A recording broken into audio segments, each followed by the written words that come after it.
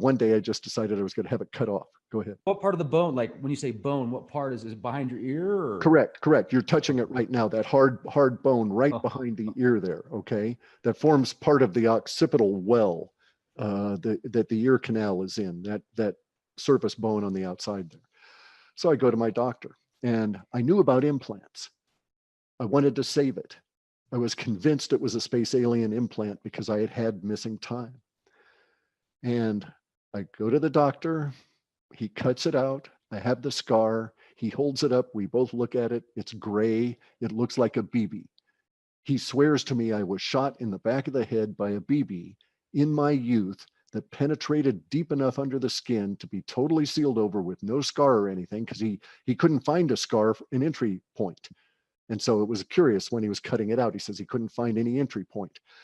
And so, but of course he's saying, well, the scar went away, so whenever it was, as I was so long ago in my youth that I got shot in the back of the head by a BB, totally unaware of it. It penetrates under the skin heals up, and then some 20 years later or whatever, theoretically, I have it cut out because I suddenly notice it. And I'd suddenly noticed it like 3 months before, but had never in any part of my life ever discovered that. And even as a teenager going into puberty, where you're examining your body all the time, figuring out if you're normal and all this kind of stuff, I never discovered that I had this lump behind my ear. Even when you're told to wash behind your ears, you would think if you had a BB back there, it might be painful. So I suspect that it was much more recent. But even though all that was going on, even though I knew I wanted to keep it, he puts it into a little vial, and I have no memory of the rest of the visit with the doctor. The next time I went back and saw him, he was my regular physician at the time. The next time I went back and saw him, he had no memory of removing the thing from my ear. And when he read the report, which was my previous visit, he was shocked because he had made some notes about it. And then he said, well, we must have thrown it away. So what happened? Was there some kind of a mental block that we couldn't be allowed to examine that was put in at the time that the implant was put in? Who the hell knows?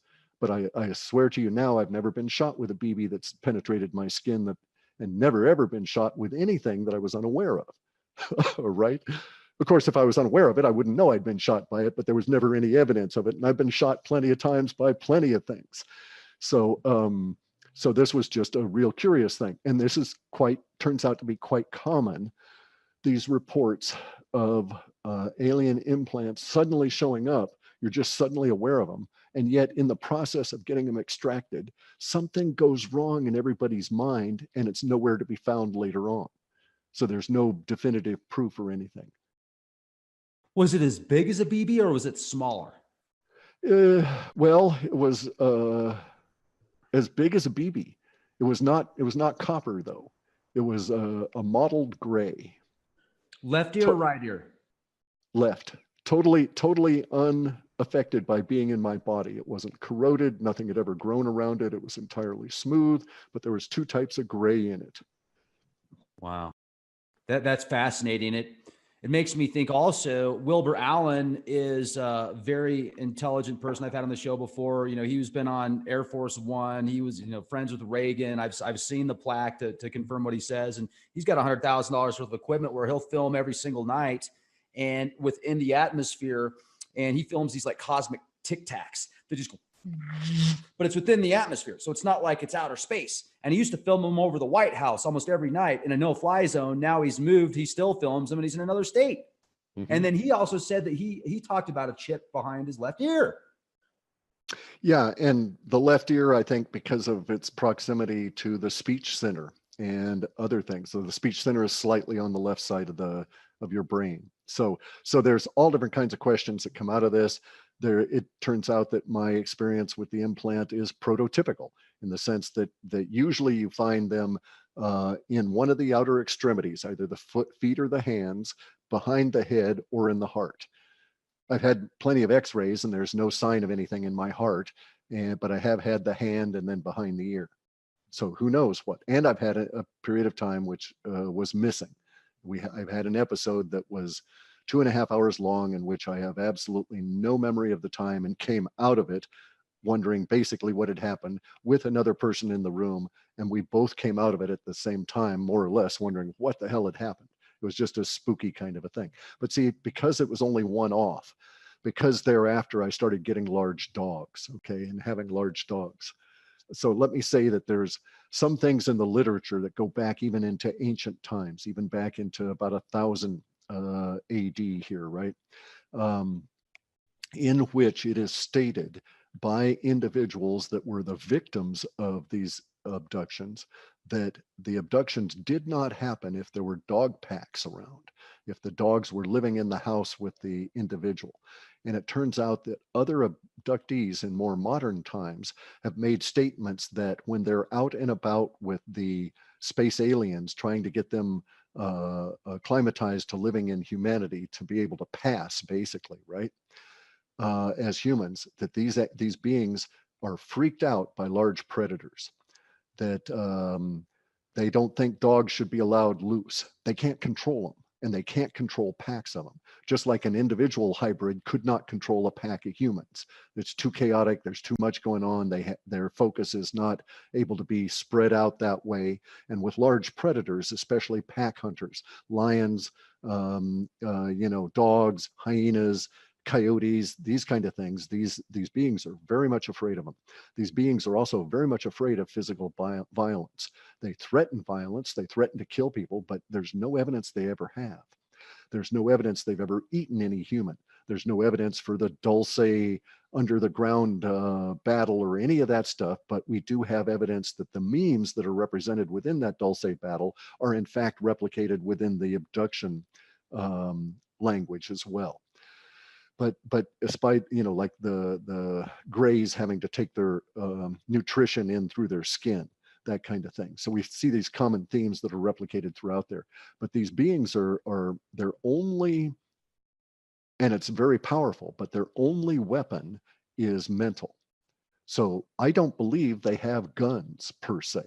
Okay.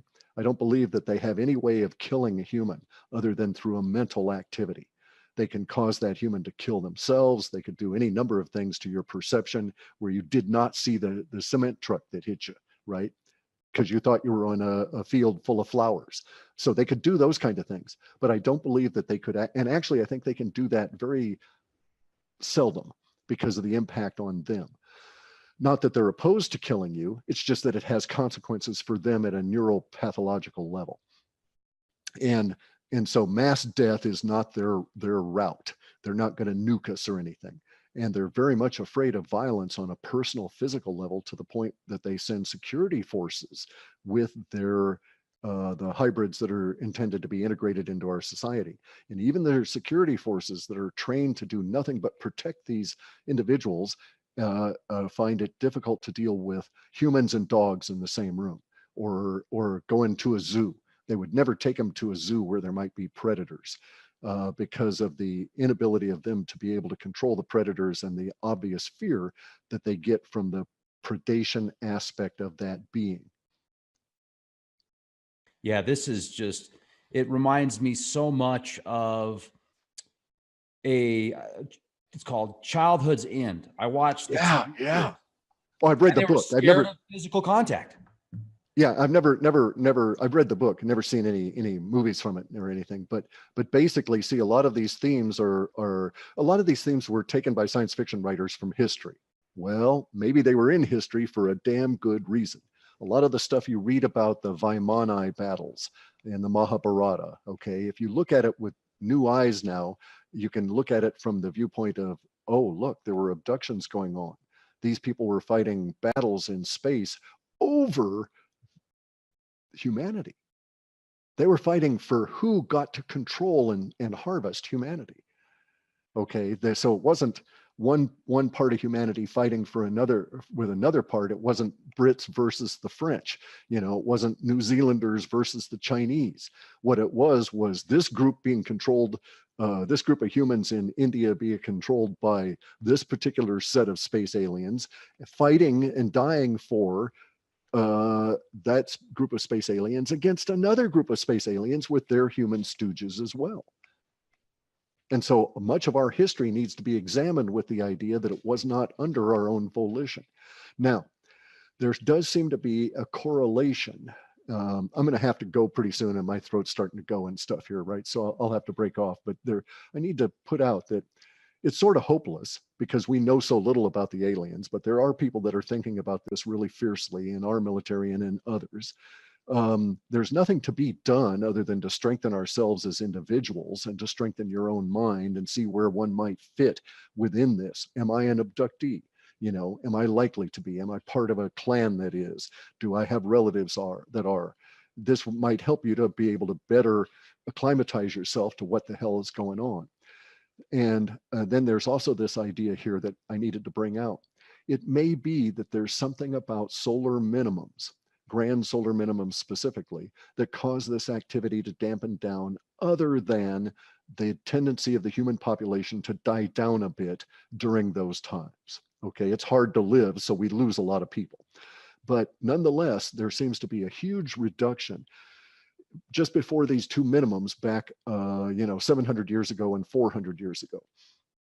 And just before those minimums, the abductions, all the reports and literature just went way down, and we changed seriously.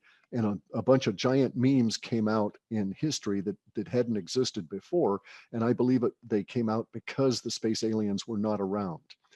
And I could go into that in the future, but that bodes well for where we are right now. It does mean that they're going to try and compete. The space aliens, in my viewpoint, are competing with their rising number of abductions and the amount of activity they're doing. They're racing against the onset and the impact of the grand solar minimum that we're going into now.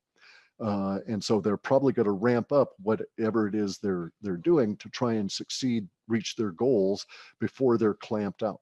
But I believe there is some kind of a solar system level something in the grand solar minimum that dampens their ability to do action. And that's about as far as I've got on some of that. There's vast numbers of stuff, vast amounts of stuff to read and to integrate in and to think about. And I'm quite certain after this show, because I know who watches your program, that I'll probably be contacted by some of the military guys. And I'd be quite happy to turn over my notes to them and let them have at it, right? They're going to have to establish to my satisfaction that they're human, though. Now, you kind of, I don't know whether to take that as a compliment or be a little bit spooked out when you said, I know who watches your program, Rex. And now I'm probably going to get a knock on the door. So be spooked out. And let's put quotes around the word spook.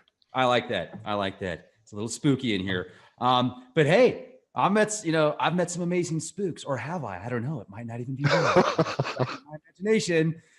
Clif, I love you, man. And I thank you so much for coming on the show. I'm reading through the comments also. And one of the moderators said, Rex, this is one of your best shows ever. Please have Clif back on again soon. I know you're extremely busy, but hey, maybe we can do it again in a month or so.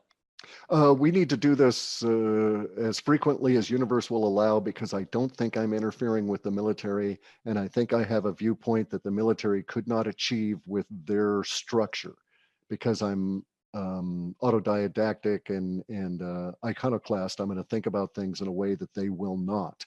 And I think I have something to offer. And so that was one of my points, was to get on your show specifically to discuss about this, because I know who your audience contains, who's in there. And because I want to basically offer some insights and some further thinking about this, because I'm now actively engaged. I know who the enemy is, and that's enough for me. I was born a warrior.